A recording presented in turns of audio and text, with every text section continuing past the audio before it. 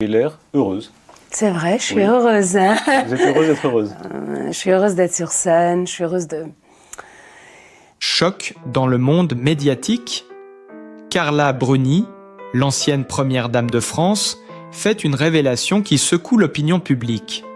Dans une interview exclusive, elle avoue avec une franchise désarmante qu'elle a éprouvé une véritable hostilité envers les enfants de son mari, Nicolas Sarkozy, issu de sa précédente union. Ces mots, prononcés avec une froide lucidité, ont immédiatement déclenché un torrent de réactions oscillant entre incrédulité, indignation et fascination. Selon ses dires, dès les premières années de sa relation avec l'ancien président, la présence des enfants de Sarkozy a été pour elle source de tension et de ressentiment. Elle décrit des moments de jalousie, de rivalité implicite et un sentiment profond de ne jamais pouvoir établir de lien affectif naturel avec eux. Ces confidences révèlent un tableau intime, presque impitoyable, où la cohabitation familiale était marquée par des conflits silencieux, mais persistants. La force de cette déclaration réside dans son contraste saisissant.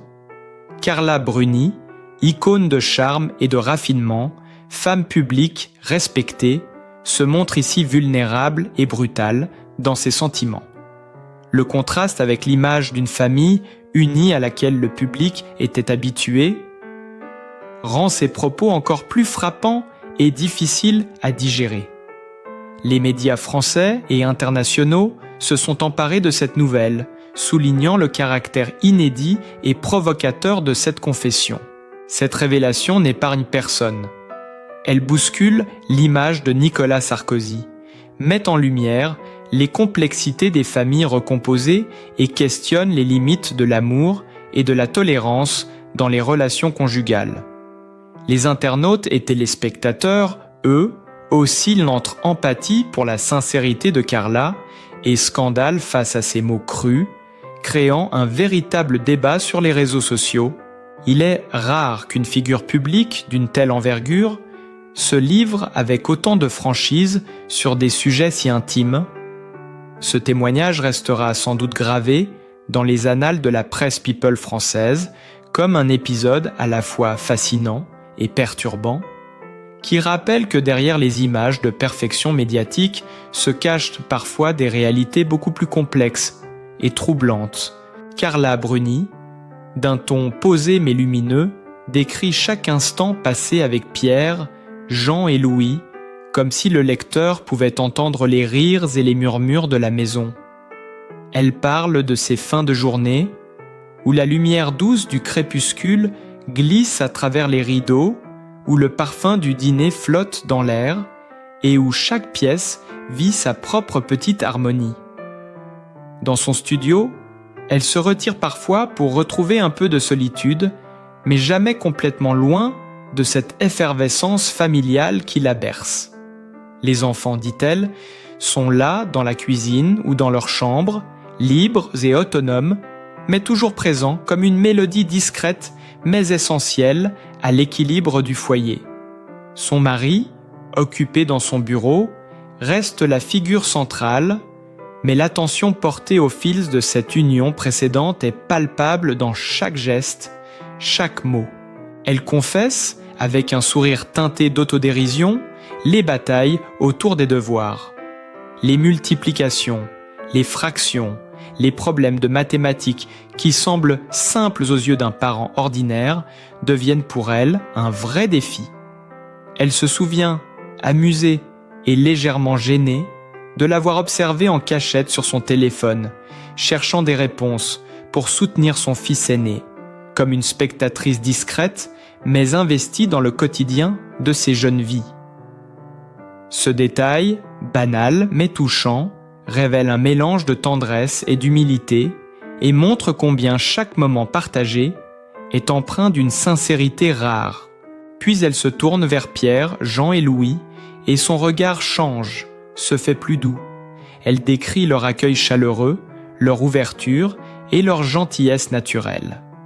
Les 3 fils de Nicolas Sarkozy, selon elle, ont offert sans effort une place au sein de leur univers, effaçant toute barrière potentielle. Elle ne parle pas seulement de politesse ou de convenance, elle parle de rires échangés à table, de discussions improvisées sur des sujets légers, de jeux et de complicité qui se tissent au fil des jours. Elle raconte ces instants comme un spectateur privilégié, où chaque geste et chaque parole contribuent à la texture invisible mais indéniable de la vie familiale recomposée. Dans ce récit, le lecteur sent l'intensité de chaque rencontre, l'attention portée aux détails et cette capacité de Carla Bruni à transformer le quotidien en moments presque cinématographiques. Les enfants ne sont pas seulement des figures secondaires, ils sont le cœur battant de la maison, et elle, bien que mariée au président, trouve dans cette cohabitation un apprentissage permanent, un mélange d'admiration, de patience et d'émerveillement. L'atmosphère qu'elle dépeint est si vivante que l'on a l'impression d'entrer et sortir des pièces avec elle, de suivre ses pas, d'entendre les éclats de voix, de sentir les silences et les pauses qui rendent chaque journée unique et profondément humaine. Carla Bruni plonge ensuite dans les nuances de sa relation intime avec Nicolas Sarkozy et l'on sent immédiatement qu'il ne s'agit pas de simples gestes ou routines, mais d'une véritable alchimie quotidienne. Elle parle du désir comme d'une force insaisissable, une énergie vitale qui circule entre eux, imprévisible et sauvage. Ce n'est pas seulement une question de proximité physique, explique-t-elle, mais une interaction subtile qui se manifeste dans des regards, des silences partagés, et ces petites attentions qui semblent insignifiantes mais qui, accumulées, construisent une intimité solide et profondément respectueuse. Elle décrit ces instants avec une précision presque cinématographique, le frôlement d'une main au détour d'un couloir, le partage d'un café le matin, les mots échangés à voix basse après une longue journée. Le désir, selon elle, n'est pas limité à l'acte sexuel. Il se prolonge dans l'émerveillement devant les gestes de l'autre, dans la tendresse et le rire, dans la manière dont l'un peut anticiper les besoins de l'autre sans qu'un mot ne soit prononcé. C'est cette multitude de couleurs, comme elle le dit, qui rend leur lien unique et vivant, chaque journée apportant son lot de surprises et de petites révélations sur eux-mêmes et sur l'autre. Carla confie également que cette dynamique n'est jamais imposée. Elle émerge naturellement dans la légèreté et la liberté. Même au sein d'une famille recomposée avec les responsabilités, les devoirs et les tensions quotidiennes, cette énergie demeure intacte, palpable et vibrante. Elle évoque les moments où le simple fait de se croiser dans la maison ou de s'asseoir côte à côte dans le salon crée une tension douce, un rappel subtil de leur connexion. Chaque geste devient porteur de sens, chaque silence chargé d'émotion, comme si le désir se matérialisait dans l'air même de la maison, enveloppant non seulement le couple, mais aussi les enfants présents, qui ressentent cette harmonie discrète mais indéniable. Dans ses confidences, on perçoit aussi l'équilibre qu'elle a trouvé entre la vie de famille et sa relation avec Nicolas. Loin des clichés d'une passion flamboyante, elle décrit un désir mature, nuancé, qui se prolonge dans l'attention quotidienne, dans la complicité des petits gestes, dans le partage des rituels et des silences. Le lecteur ou spectateur a l'impression de vivre chaque moment à ses côtés, de sentir l'atmosphère vibrante de la maison et de percevoir, à travers ces mots, la profondeur d'une relation qui s'épanouit malgré les complexités d'un foyer recomposé, chaque anecdote qu'elle raconte, chaque détail de leur quotidien rend palpable cette énergie mystérieuse et fascinante. On voit les fils invisibles qui relient le couple, on entend presque les rires et les chuchotements, et l'on comprend que pour Carla, le désir ne se réduit pas à un simple élan. Il colore chaque instant, tisse chaque journée, et transforme la banalité en moments exceptionnels, presque magiques. Carla Bruni se retrouve soudain propulsée dans un rôle qu'elle n'avait jamais envisagé, celui de belle-mère. Du jour au lendemain, elle doit apprivoiser non seulement l'homme qu'elle aime, mais aussi ses 3 fils, Pierre, Jean et Louis. Pourtant, loin des clichés dramatiques que l'on pourrait imaginer, l'intégration se fait avec fluidité, presque comme une danse dont chaque pas a été soigneusement orchestré par le destin.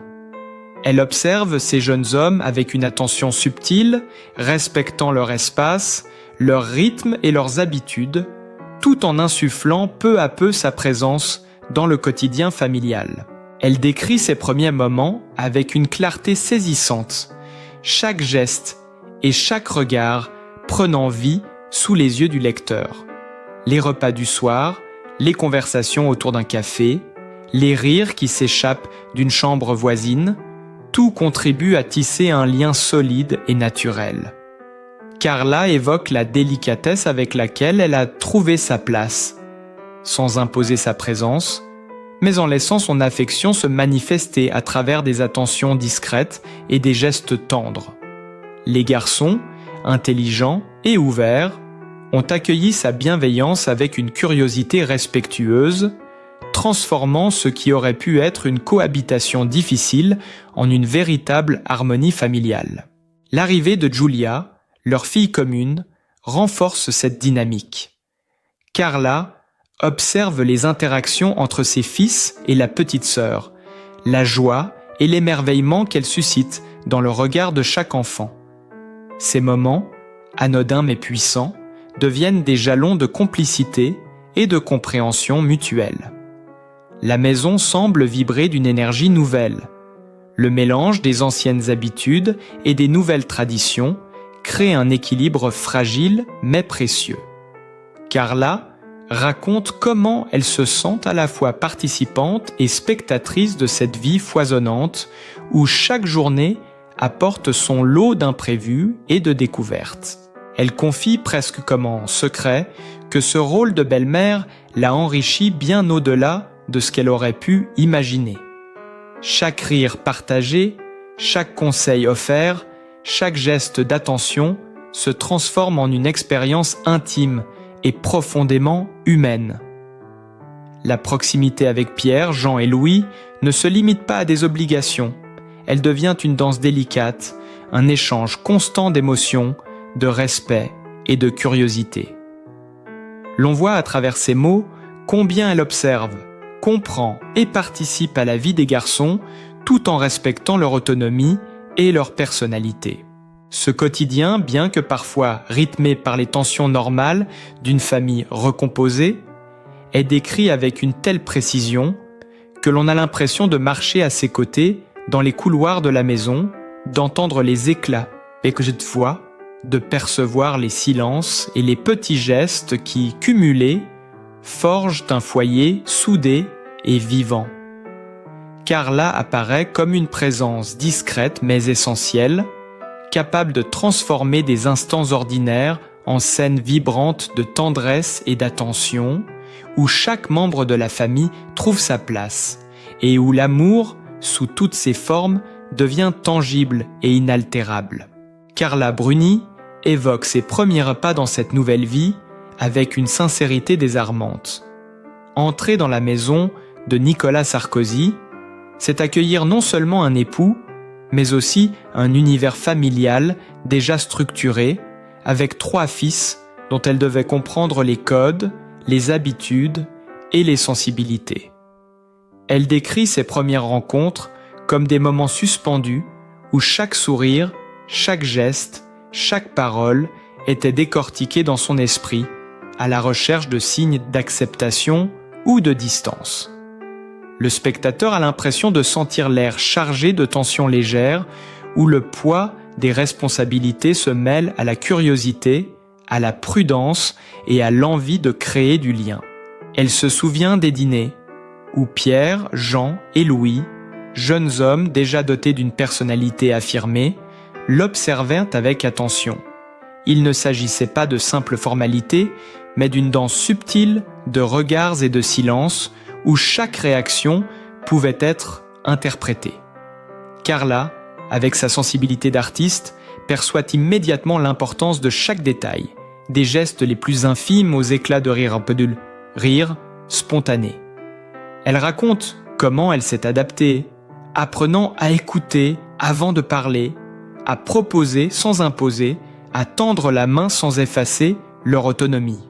Les souvenirs de son passé amoureux affluent parfois dans ses confidences, non comme une comparaison, mais comme un contraste.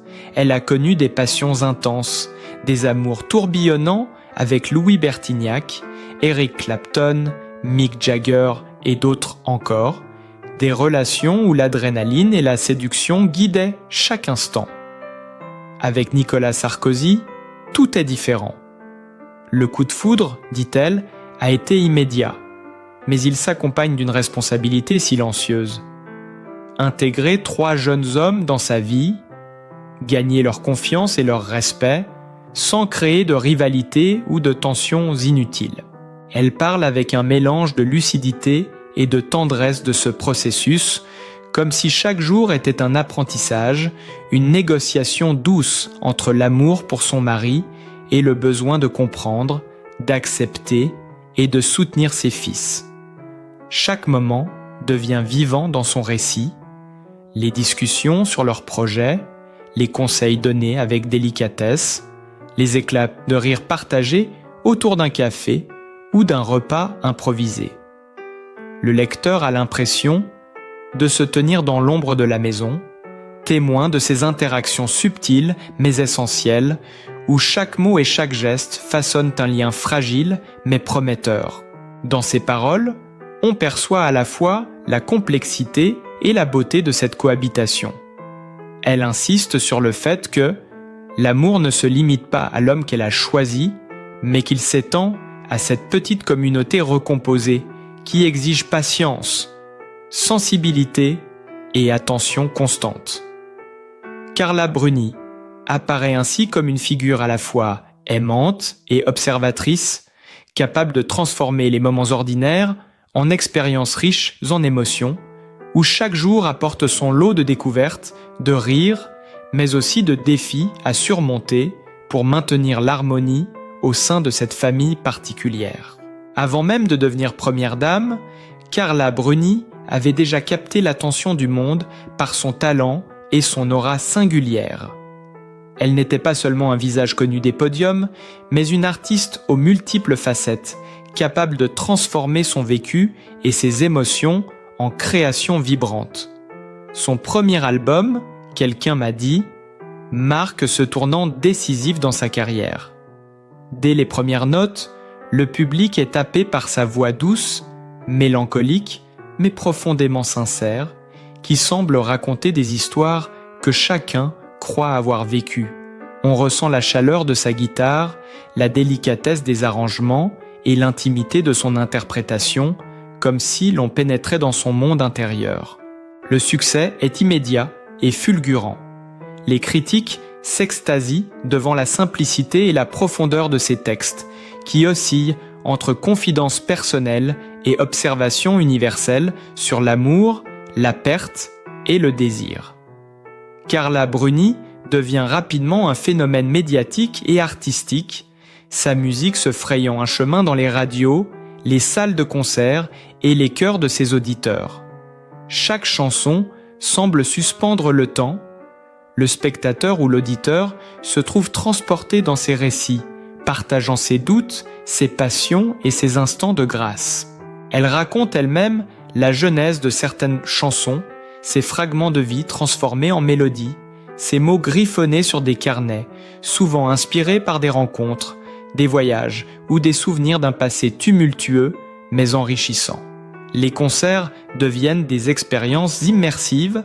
Carla, seule sur scène avec sa guitare, capte l'attention de chaque spectateur qui se sent à la fois proche et privilégié, témoin de l'intimité d'une artiste en pleine communion avec son public. Le succès de Quelqu'un m'a dit ouvre la voie a une reconnaissance internationale, non seulement pour son talent musical, mais aussi pour son image élégante et raffinée, mêlant la sensibilité d'une artiste à la prestance d'une femme d'influence. On voit à travers ses performances la maîtrise de l'art de raconter, la capacité à captiver et à émouvoir, tout en restant authentique. Les médias, fascinés par cette combinaison rare de beauté et de profondeur, suivent chacun de ses pas, des premières séances d'enregistrement aux tournées mondiales.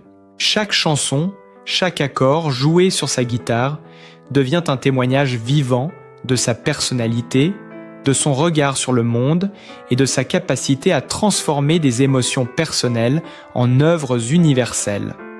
On a l'impression de marcher à ses côtés, d'entendre le froissement des feuilles de ses carnets, le murmure des paroles qu'elle met en musique, et de ressentir cette alchimie singulière qui a fait d'elle non seulement une star, mais une voix intemporelle de la chanson française contemporaine.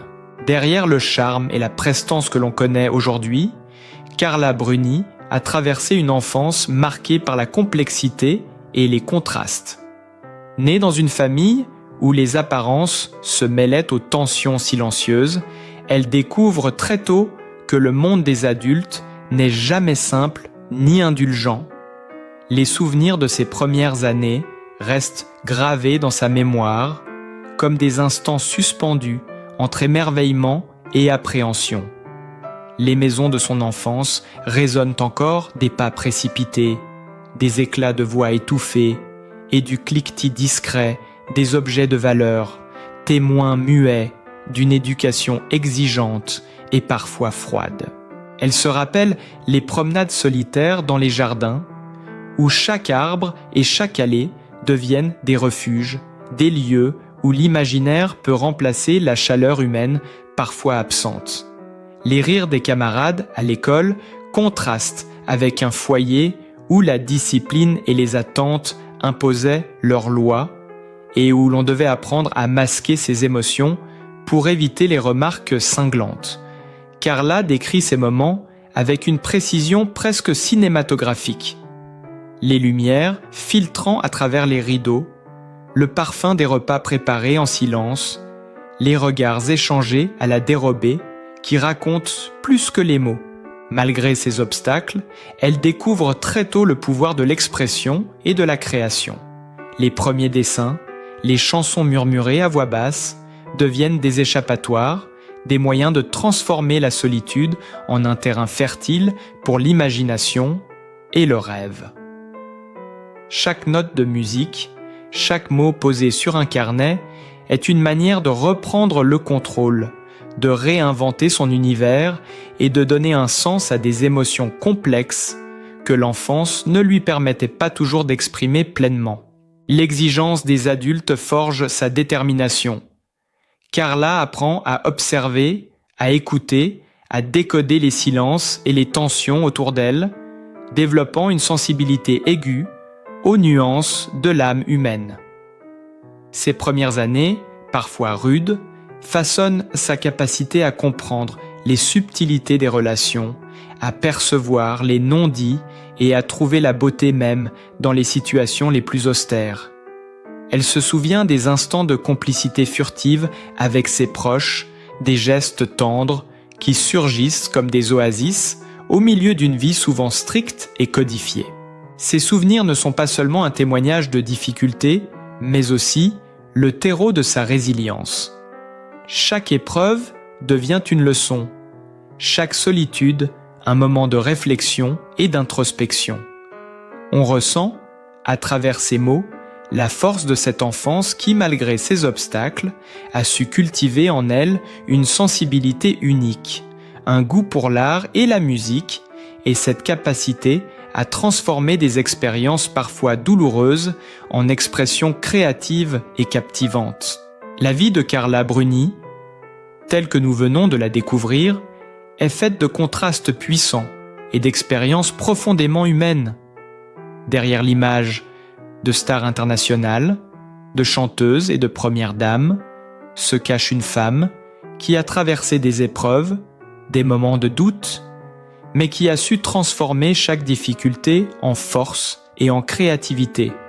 Son enfance parfois difficile, ses premiers pas dans l'art et la musique, ainsi que son parcours amoureux complexe montrent une résilience et une sensibilité hors du commun. Comprendre Carla Bruni, c'est comprendre qu'au-delà des projecteurs et des titres prestigieux, elle reste avant tout une personne qui ressent, qui aime et qui se bat pour trouver sa place dans le monde et dans le cœur de ceux qu'elle côtoie. De chacun d'entre nous peut se reconnaître dans ces moments d'émotion, de questionnement et de courage silencieux. Il est important de lui accorder notre empathie et notre soutien, de célébrer non seulement ses réussites visibles, mais aussi la force invisible qui l'a portée à travers les épreuves. Dans un monde souvent rapide et superficiel, prendre le temps d'apprécier la profondeur de son histoire nous rappelle que chaque parcours humain mérite respect et admiration. Si cette plongée dans la vie de Carla Bruni vous a touché, n'hésitez pas à montrer votre soutien. Likez cette vidéo pour encourager notre travail, partagez-la avec vos amis afin que d'autres puissent redécouvrir cette histoire fascinante et abonnez-vous à notre chaîne pour ne rien manquer des récits inspirants que nous vous réservons. Votre engagement nous aide à continuer de raconter ces histoires authentiques, humaines et captivantes et à célébrer ensemble des parcours qui méritent d'être connus et aimés. Ensemble, donnons à ces histoires la visibilité et l'attention qu'elles méritent, et partageons un peu de cette empathie qui rend le monde plus chaleureux et compréhensif.